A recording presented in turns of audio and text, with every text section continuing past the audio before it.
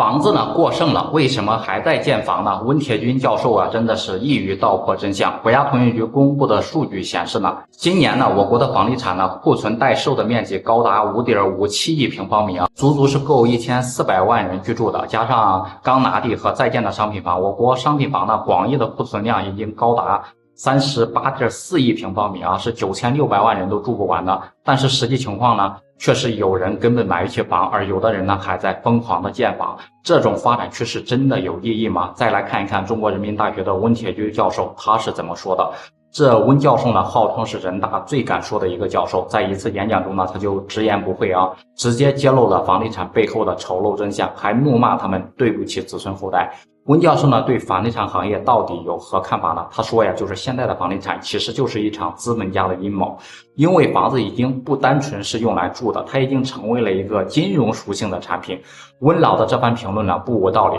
现在房子基本上已经跟教育、医疗等各种资源挂钩，你不进城买房或者不去好的地段买房，那就意味着您家的孩子享受不到好的教育，您家老人生病了去医院你就不方便，就要跑很远。为什么会出现这种状况呢？其实呢，这都是资本运作的一个结果。他们把教育、医疗这些资源全部集中在一块儿，或是农民、普通的打工人进城买房。如果买房人的经济实力不行了，那他们要想尽各种办法让银行去进行贷款。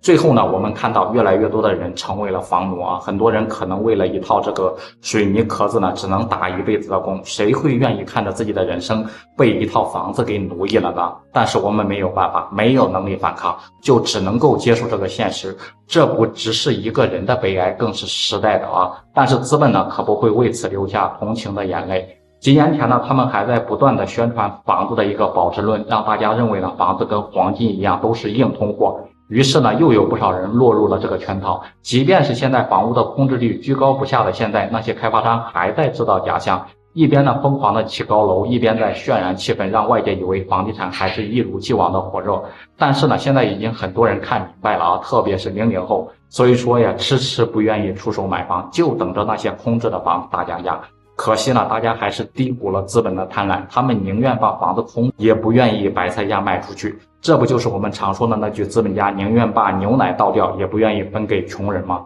估计呢，不少人可能想问了，这种局面到底还要持续多久？温教授呢也是一语道破就是现在的房子已经进入到了过剩的一个状态，很多地方盖好的新房呢都没有在预期之内是卖出去如此发展下去，结果只有一个，那就是开发商的资金呢回流非常困难，最终呢资金链就会断裂，紧接着就是暴雷，跟恒大一样的一个结局。所以说他们认为房地产泡沫的破灭只是时间早晚的一个问题，等到哪一天资本的红利彻底消失了，那房子呢也就只剩下